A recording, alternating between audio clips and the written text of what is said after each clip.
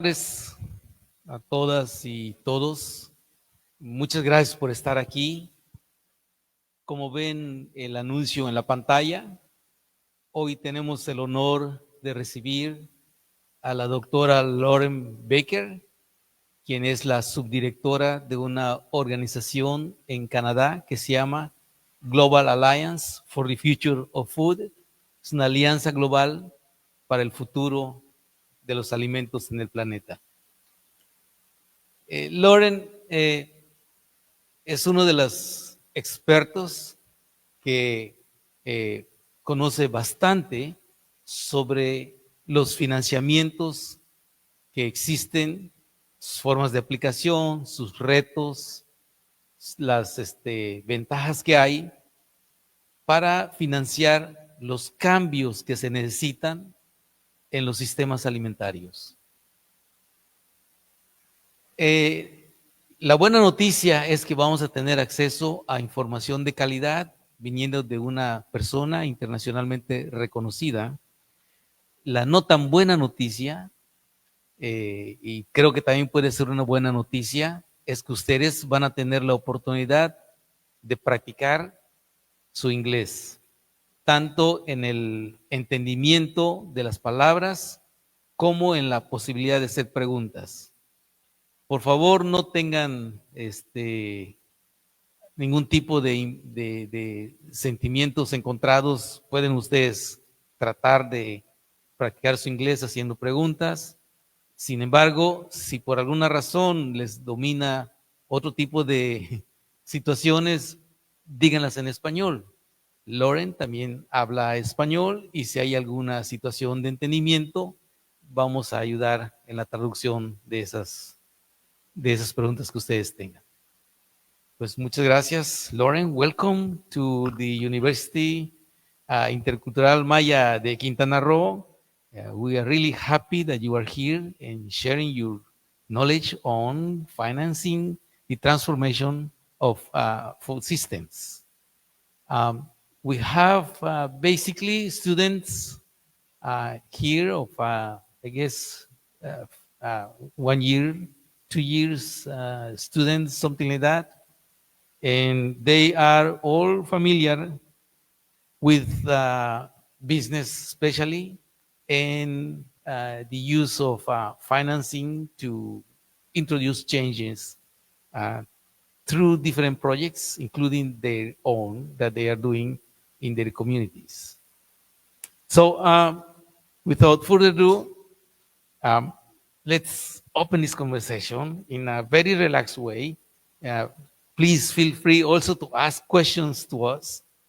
And because we really are interested in learning more about what are the opportunities and challenges that in our space can envision when it comes to the financing of the transformation of our food systems.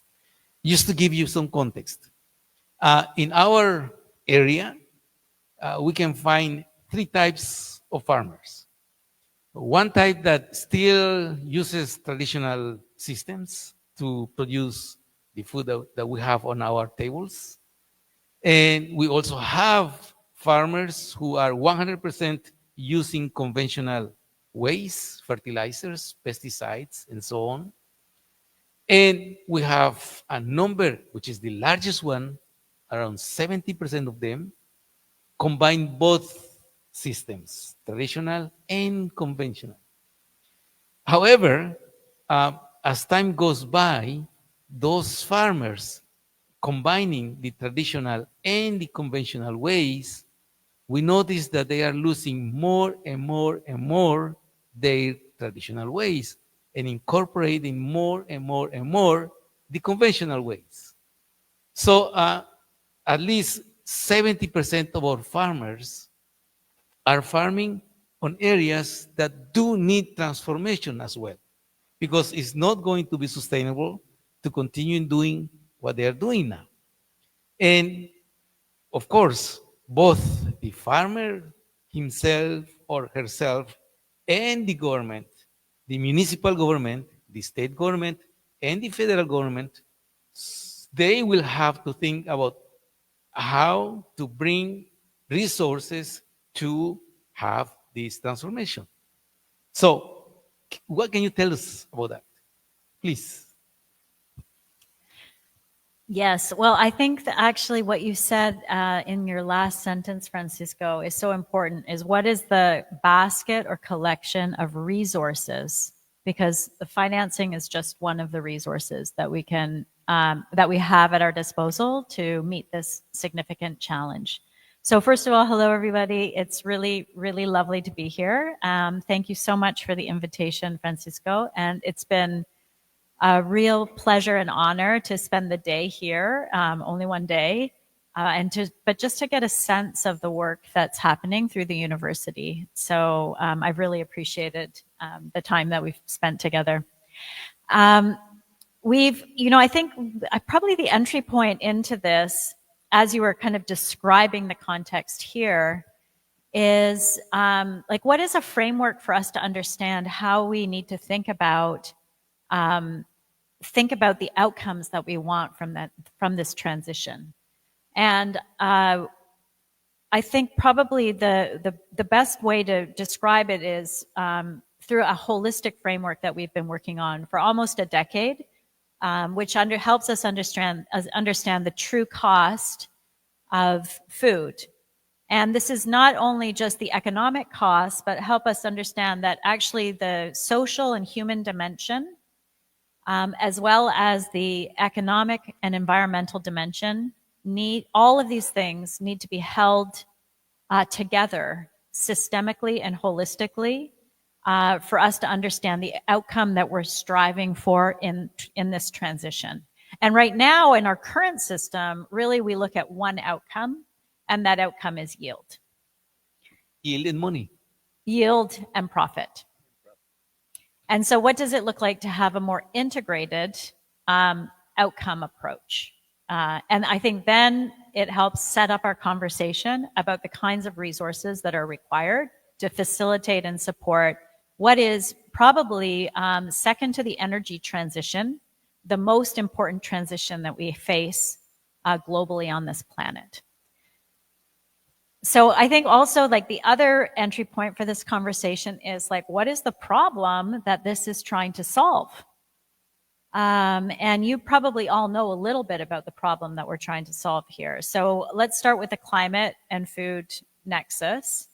Food systems are using 33, a third, or are resulting in a third of the greenhouse gas emissions. So 33% of greenhouse gas emissions, and they use about a third of our fossil fuels. And the most intensive use of one of the most intensive and highly toxic uses of fossil fuels is in agrochemicals, so pesticides and fertilizers. So we're trying to, on the one hand, we're trying to solve the climate crisis through this transition. We're also trying to solve the biodiversity crisis through this transition because food systems result in 80% of biodiversity loss, are directly connected. And we're trying to solve a economic crisis where people aren't able to have a sustainable livelihood from agriculture and food systems. In many cases, food systems are the lowest paying jobs. And yet we have 1 in 10 people employed by food systems globally. In some places that number is a lot higher. And we're trying to solve a health problem too, because people are getting sick from the food that they're eating. So this is the problem that we're trying to solve. And then we can start to talk about, yes, how we finance this transition and how we resource this transition. And most importantly, how we align and coordinate resources toward this transition. And on top of that, the use of water. Water. And then the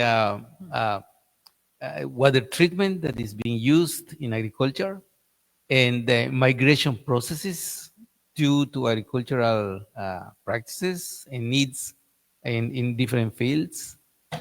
But let me read one of the publications I read before coming to this Conversatorio.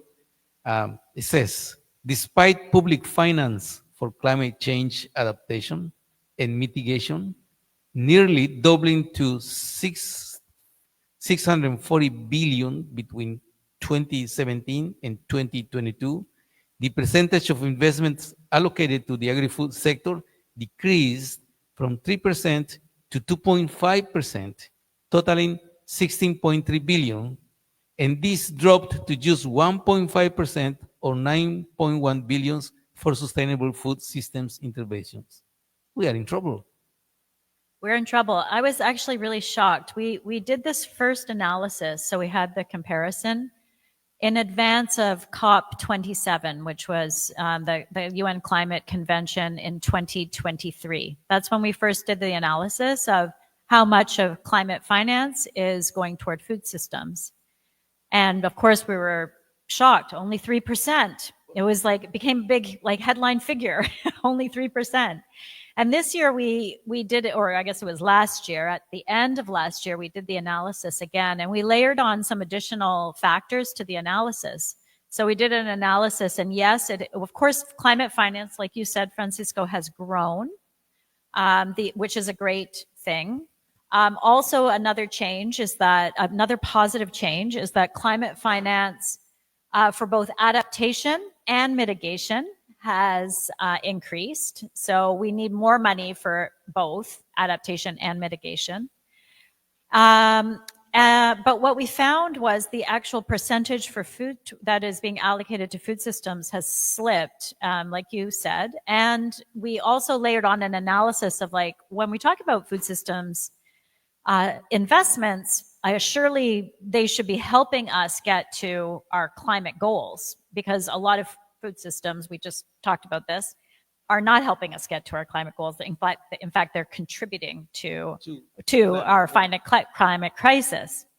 And we know that many of the agricultural and food systems investments are indeed contributing to the climate crisis. And we know that food systems can be a climate solution, a really exciting untapped climate solution. So we added on all these key words like biodiversity and equity and food waste and all these things that maybe a grant or an investment would be tagged with to understand where they were going. And it was, again, shocking to know that even less money is going towards sustainable food systems. So the good news is we have a baseline, and we have a lot of goodwill and a lot of interest from investors of various kinds: private investors, philanthropic investors, government investments and programs and funds and subsidies. We have a lot of interest, but we do face a challenge. And one of the challenges is that food systems are very complex. And so we need to demonstrate the kind of, as I said earlier, coordination and alignment across a number of systemic interventions to basically, I always think of it as like getting the water started flowing down the river, so that those funds can flow in appropriate ways. Well, to people like us in a small town hidden in the central part of the Yucatan Peninsula, and when we hear these figures of billions of dollars, probably doesn't ring a bell. And those figures are so huge because I think there are hidden costs. It's not just what we see in the market or the price of a tomato or a banana, but there is a lot of hidden costs behind it. Could you explain that idea, that concept of hidden costs, and how it contributes to the need of a larger financing for food systems transformation? Sure, and I think the numbers are so staggering that it's really hard to like wrap your head around them. And so it is good to come down to the ground, places and communities that we live in, to really understand this problem. And I always think, because I'm not really like a finance person actually, and I'm not really a math person either, but what was fascinating to me about these numbers were actually the patterns in the numbers. And that the patterns in the numbers are of course different in different places, but they're almost the same in terms of like where we're at and where we need to get to. And so when we did the analysis, basically it boils down to we need to increase the investment at least by 10 times, really everywhere, to have the outcomes that we want to see that mitigate the negative hidden costs. So in terms of your question, like what is the hidden cost of the food system? We already talked about that in terms of the kind of problems that we're trying to solve. So one hidden cost in the food system, to go back to the last thing I said, is the health cost. And actually, we almost never put agriculture and health together. We have Are you talking about human health? Human or well, environmental all of it. health? But I'm talking about human health. But actually, this is also about ecological health and resilience too. So, but let's just tease those apart, because I think by bringing them together, we actually get to an ecological health perspective. So, on the agricultural side, we have agriculture policy. We and really we have like agricultural ministries, rural development ministries, and then we have health and health ministries, and in between we have this good food gap. That's what I call it, the good food gap. The gap is that the food can actually bridge those two funding pots. So in terms of hidden costs for health, we have growing, escalating. I mean, it's actually the most pressure on government budgets right now is from rising health costs from non-communicable diseases. So all of the heart conditions, diabetes, all of the conditions that are related to not having a healthy diet. And there are many. And so, and even conditions like mental health, which puts money on the strain on the healthcare budget, but it's caused from dangerous working conditions, from exposure to high stress environments, working in the food system. It's one of the most dangerous jobs globally. And so that is a hidden cost of the food system. And when you calculate the hidden costs from health, so those are some examples from health, but we also have the hidden costs, environmental costs of land use change, deforestation, biodiversity erosion, water contamination. All of these things can be valued. They don't necessarily need to be monetized, but right now we're not valuing them. And that is the hidden cost.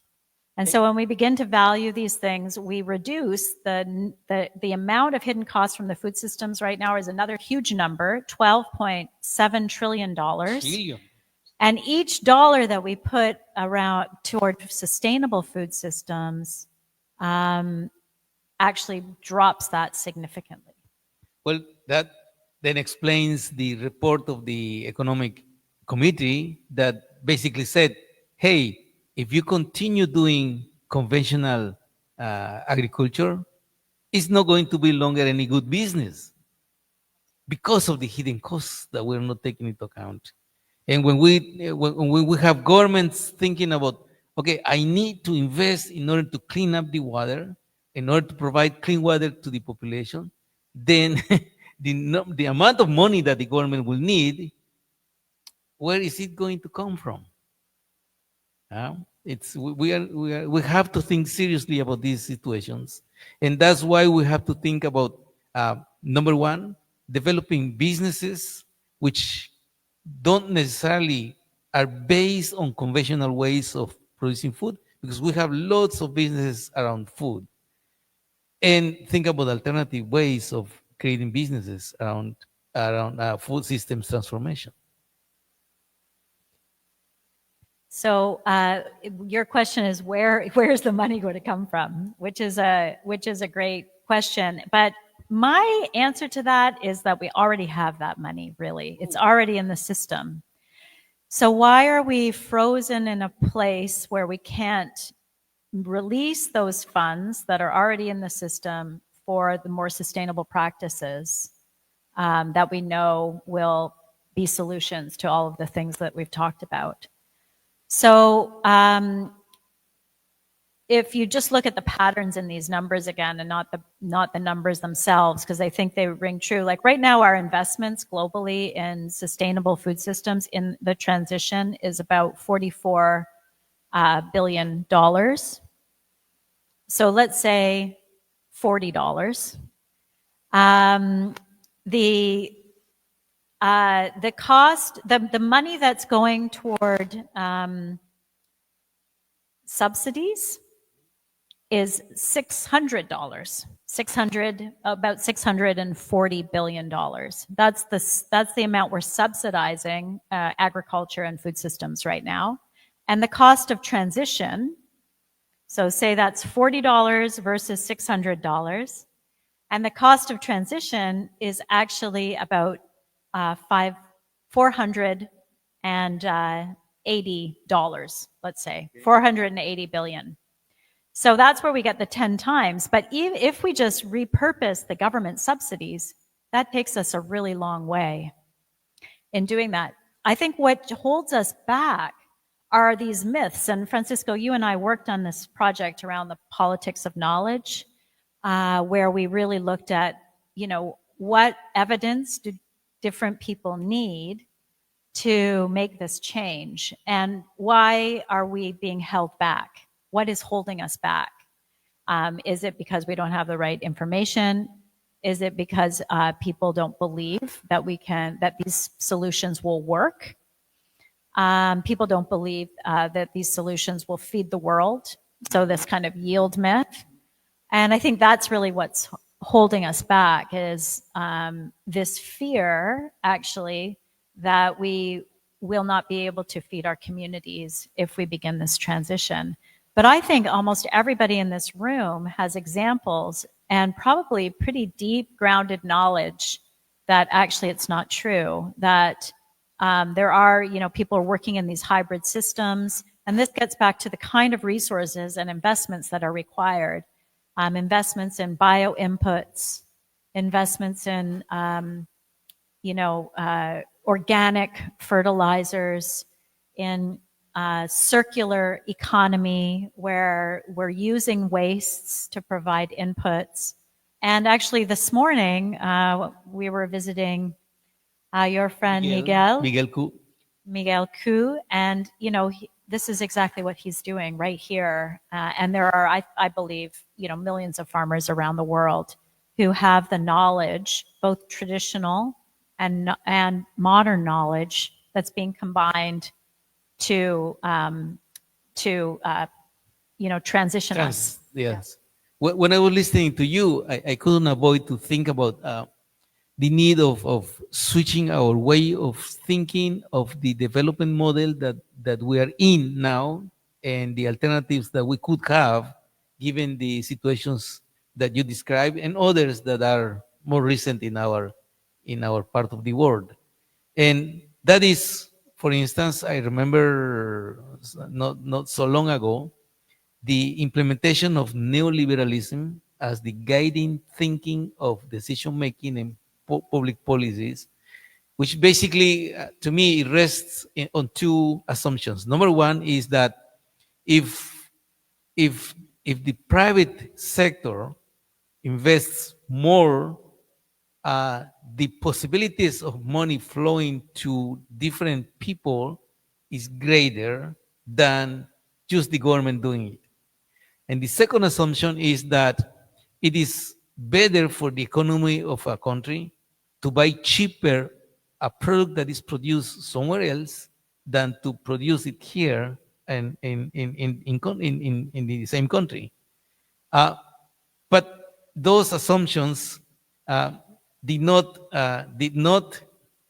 include the hidden costs, for instance, the length of the chain of supply, the supply chain, and in other words, every time I buy something from China that is cheap and low quality, I'm also buying the negative effect on the environment somewhere else. Maybe not here. And maybe here, when I dispose the thing that I bought from China, it comes to my mind because we are all surrounded by it. I only use 2 or 3 days, and then I have to put it in the garbage. And for it to decompose is going to take dozens or hundreds of years. So I'm buying problems, I'm buying contamination, because I was guided by the principle of neoliberalism, thinking that it is good for the economy to buy cheap when it's produced somewhere else than here. Any I think reaction? this is a really good point, and actually it brings us to like the moment we're in politically today, which, you know, I don't even know what we're calling it, but really neoliberalism was about a receding of government support, right, and government responsibility, and government resourcing, devolving it to others in the ecosystem, and corporate control ascending. And politically today, we're in the middle of the result of that, right? Where we have, you know, capitalist, like in a way that we can't even imagine in the U.S., you know, basically taking over the U.S. policy and U.S. government right now. And as a Canadian, as Mexicans, we can stand in solidarity. But it's actually a really interesting moment when we think about the other part of the problem that we described, right, which is, you know, why are we kind of not able to transition? And I do think it is because of corporate control, monopoly, agribusiness. There's a lot of money and a lot of vested interests in the status quo, keeping things in the status quo. So any transition plan that doesn't involve tackling that in the same way the energy transition continues to tackle that, is not going to get very far. So we need a really strategic approach. We need strategic communications, and we need to win the narrative battle, actually, about which system can feed the world, and in which system are communities going to be able to thrive as whole human beings connected to their ecosystems, really. And that's like a whole ecological mindset, which stands in sharp contrast to a corporate mindset that is really narrowly focused on extracting profits from agriculture and food systems. Yeah, well, the another thing that comes to my mind is that neoliberalism is the result of a process in which government control 100% of everything, central planning and things like that, didn't work. So they gave that opportunity to a different model, but this model took us to the situation that we're at now, with all the global warming and all the loss of biodiversity and things like that. Um, what do you think will be the elements that we should consider, knowing the bad effects of the two extremes, government, 100% government control, and 100% of, or at least a large percentage of corporate control? What is it that we need to start, thinking more locally and developing some things more locally, and at the same time being having a good life status in regards of agriculture, especially? I think, I mean, I'm actually thinking right now of some work that we are loosely involved in, connected to in Tanzania and in Kenya as a great model for this. Because how I wanted to answer was like, oh, we're going to organize locally, right? Which we need to do. We were talking about this earlier. So how do you organize in a completely different way, maybe around ecosystems, bioregions, watersheds, right? Because this is actually probably the unit of organization that makes sense for a true ecological transition. And for food systems, we would always have trade, of course, but really for the most vibrant local food systems to thrive. But we have other administrative units. We do need to involve governments. Like if we have to shift that money that governments hold, and that's for investments, it's for all sorts of programs that many of us already are relying on in our daily lives. So how do we slowly shift those dollars? And for that, I think we need a new kind of partnership between people and government. And that's where the example in Tanzania comes to mind, because they spent several years in partnership with government, several government ministries, civil society, farmer organizations, coming up with a national agroecology strategy. Mexico is also actually very forward thinking in regards to this transition, to be honest, globally, like in the collection of countries globally. But Tanzania, I really love it because they did it in partnership. So then they have many partners who are ready to begin implementation. And now they're working to understand what the implementation plans look like at that more local watershed, bioregional, regional level. And so how can planning happen simultaneously at all of these levels and somehow join up? And how, I think for investors, there's a real challenge around how to support small community enterprises, which are really the kinds of enterprises that we need to support this transition. So the big agribusiness aren't really fit for purpose. Like we'll probably have some longer supply chains, of course. Like I still want coffee from Mexico, for example. So there may be still these longer supply chains. Nobody ever is disputing that. But it's like, how do we manage our food systems aligned with our ecosystems and in alignment with our community values? And this is the opportunity. And this is actually really the challenge, I think, of our generation, is to think about how to do that well and how to do that really ethically with the right values and principles that centers the people who are most impacted by the changes that were the crisis and the changes that we're experiencing.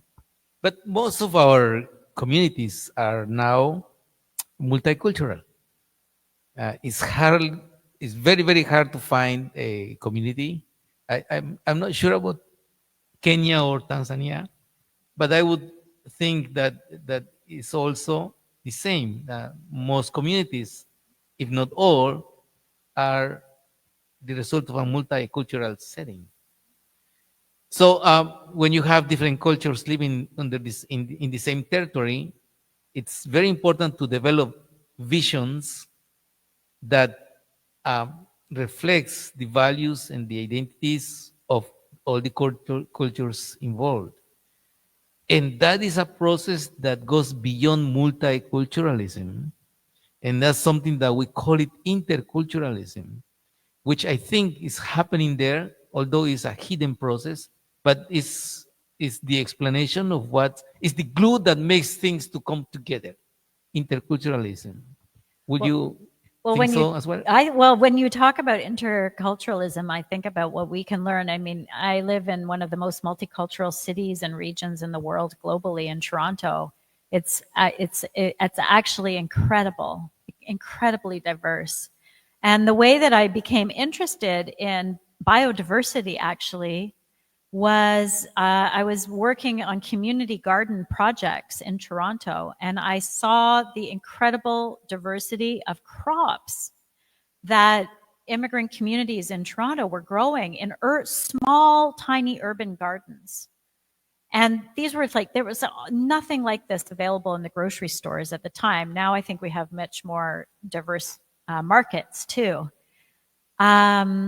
And then I remember we had farmers from we have a green belt around Toronto. We had farmers from the green belt tour these gardens and then began growing crops like some of the crops that you have here, like chayote was not well known in Toronto at that time. Okra, highly desirable, all of it imported, but can be grown so perfectly. But this is a micro example of the potential of interculturality and intercultural exchange when you're starting to do this dance of exchanging knowledges and understanding each other's worldview. I'd love you to talk a little bit more about it and how you see that happening in relation to food systems transformation. And not only that, but also in relation of the need of funding the transformation of food systems, right? So it provides a different dimension of not only understanding, but a different entry point to actually make that happen, starting at the local level. I see. Well, I think what I'm hearing from what you're saying is that this is the challenge for us as I mean, if I'm working with an alliance of philanthropic foundations, and how can philanthropy, as an example of one kind of capital holder, one kind of resource holder, and probably we have to actually have these intercultural exchanges with each other, but more importantly, a different kind of exchange and relationship with the community partners that are involved. I think we see many examples of this, right, where there are kind of solidarity funds developing. And so I think really there's like so much room to bring these ideas into those relationships and into those processes. And you know, if you've seen any examples, I'd love to hear of them, or if you have ideas, what would that look like? Okay, that will need another conversatorio, another visit from you to the university, to our university. But let's open this to the students, and we have a question. Okay. Okay. So my question is, how small or what is the size that a project has to have in order to be attractive to the people finance? If there is like certain, I don't know, amount of acres or certain rules that you have to follow as a pioneer in this area or on this type of. I think that's a really good question. I mean, the way that I would answer that is to be curious about who the funders and investors are in your region, and answer that question, like find out, you know, because I think that really there's like so much space between the relationships right now, right? Like who are the funders who are funding here? What are, you know, where does the project that you're thinking of fit in? Because there are some funds in the Yucatan that are well positioned to support small scale community projects, social movement led projects. And there are probably other funds that are more suited for larger scale projects. And I think as somebody looking for funding, it's really difficult because actually the requirements of funding don't necessarily match the transformational objectives that you have in mind yet. So you have to do not only the job of convincing somebody to invest in your project, but you have to convince them to invest in a different kind of project that has like a whole set of outcomes that they've never even heard of and don't believe can actually come true. Basically, right? So yeah, I mean, I think it's a real challenge right now, but I think more and more, like FAPI here in the peninsula, there's an agroecology fund, you know, challenging them too to say we need these kinds of funds and these kinds of processes to deliver the kinds of investments that we as farmers or we as food producers and providers need to take this transition to the next level. It can't just be grants here and there. It has to be more systemic. It has to be more coordinated. It has to be aligned. And you have to play with other kinds of funders and investors, the larger ones, the more traditional institutional ones, bilaterals and multilaterals. You have all of those actors here in the region, not even forget about Mexico, just right here in the region. How can they begin and take the responsibility for coming together, sharing information about how they can connect to different actors in the ecosystem and be part of the ecosystem instead of just this like one-way funding flow? Is there anybody else who would like to make a comment or ask a question? Don't be shy. Well, his question made me think of another aspect that I would like to hear from your experience, your opinion, is that uh, funding projects in indigenous communities, projects run by indigenous people, um, there is a discussion about it that um, there is not enough transparency in the using of funds. Uh, there is not enough um, fulfilling the dates or meeting the dates that were established to present some of the results, blah, blah, or the quality of the results are not the ones expected. These are some of the criticisms that I have heard that prevent funding projects in indigenous communities run by indigenous peoples. Have you heard of the same comments? And if so, what does your experience tell you about how to go about these challenges? Because we're going to have uh, indigenous participation in these projects, in those projects anyway. I feel like that's one of those myths that's holding back change, and the kind of counter to that is the incredibly the incredible momentum around indigenous-led funding, and so this is like actually devolving funding and providing funding or working in partnership with indigenous-led uh, portfolios and grant making. So having indigenous people making the decisions actually about the kinds of grants that are provided, and you know, working together to deliver on those projects and enable those projects. So we see those kinds of funds developing all over the world. There's an organization that actually met here in Merida 2 years ago. The International Funders for Indigenous People. They're meeting in Kenya in actually this month, later this month, and they are bringing together examples from all over the world about indigenous-led, autonomous funding, and creating the institutional structures to enable that.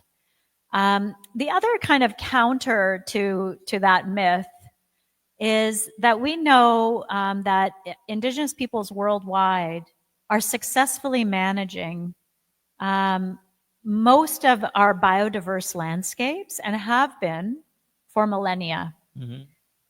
So, I don't really buy that these projects aren't, managed accountably. I think there are challenges everywhere around accountability and accounting for outcomes. It's not just in indigenous communities, but what we need to do is like hold to account those actors in the system who actually have the most egregious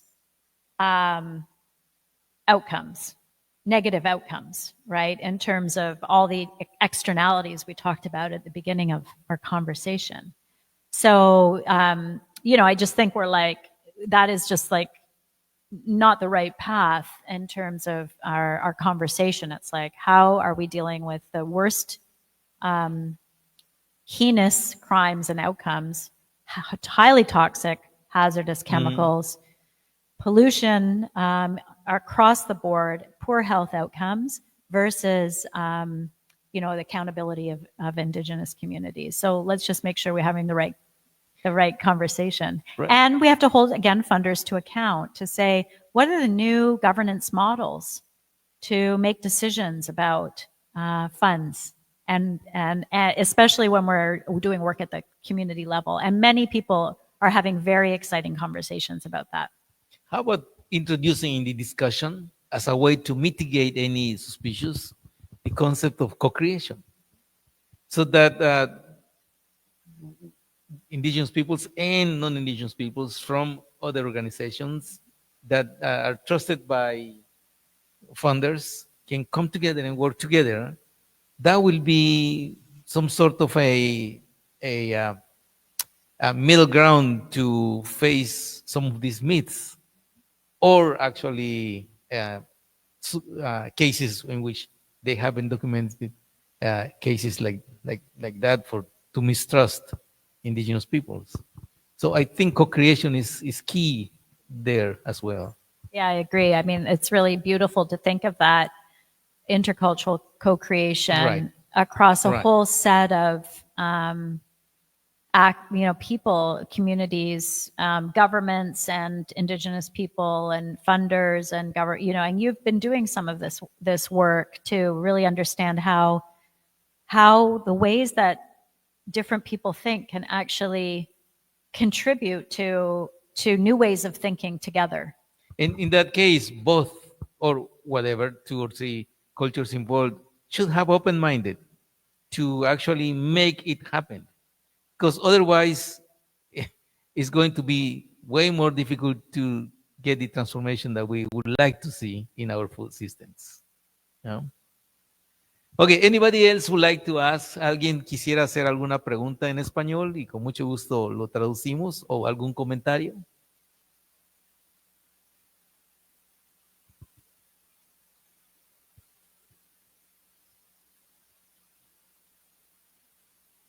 Please, go, español o inglés, whatever.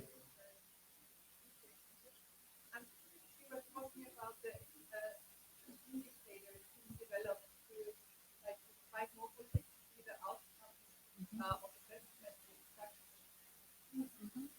and of the social environment. And I think you mentioned that those developments was met by a lot of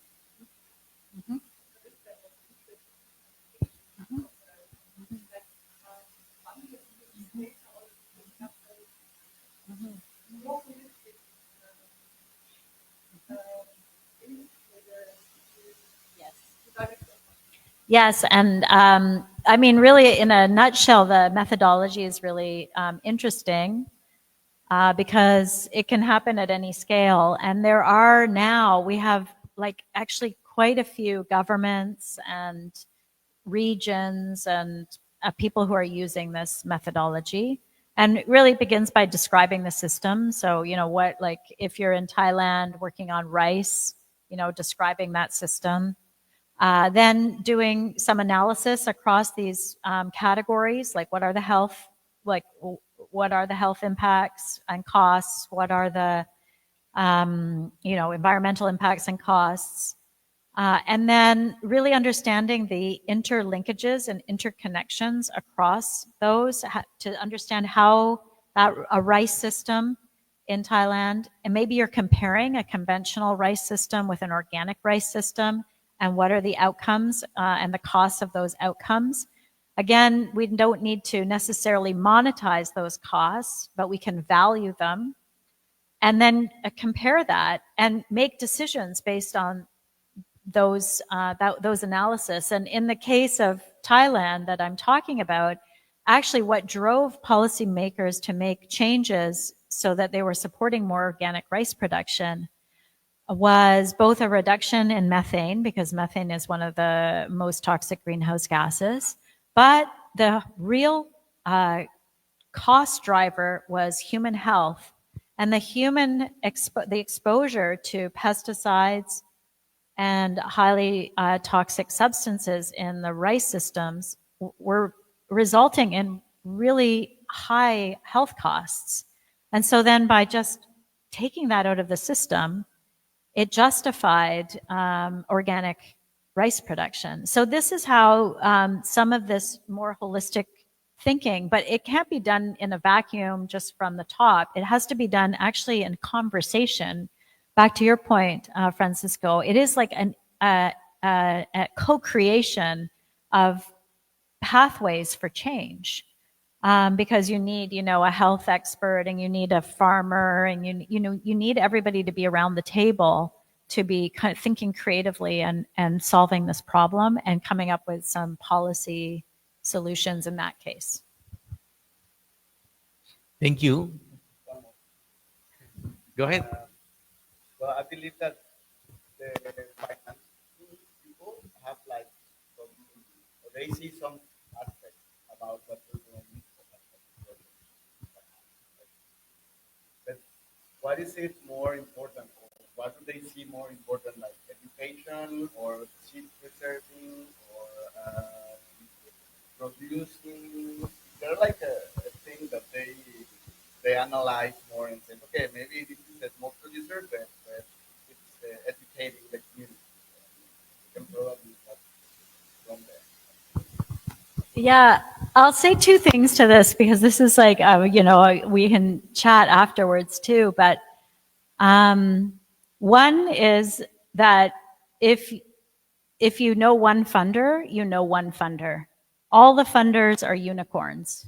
They all have like their own thing that they care about. And so for you, that makes it actually very difficult, right? Because you're talking about designing your project for funders. And so then the second thing I would say is you have to follow your passion, actually, because the most compelling thing that I've seen work for getting investment is like passion for the work that you're doing and a true belief in what you're doing and able to sell that because you truly believe in it. And so, neither of us can say that, seed preservation is better than, bio input micro enterprise development or something, right?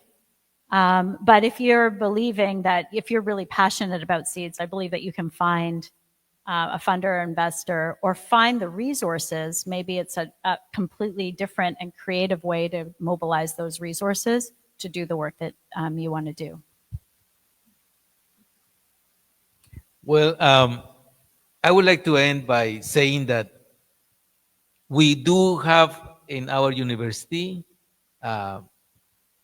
programs like agroecology, which we already are listening here from Lauren Baker, the importance of it. We have the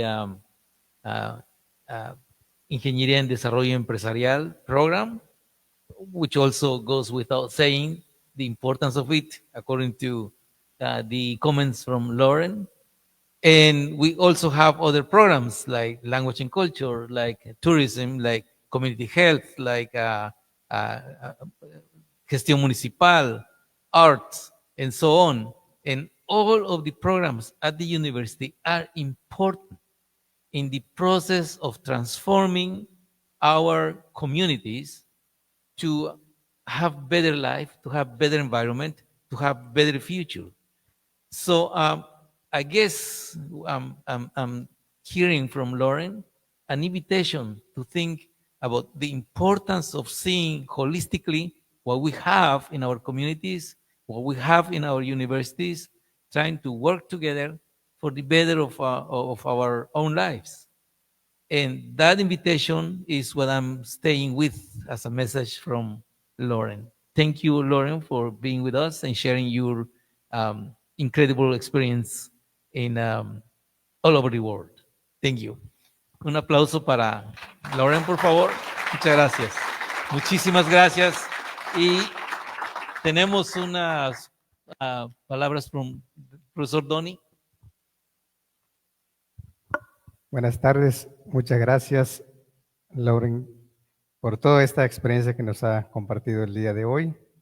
Y de parte del señor rector, William Briceño, le obsequia este libro.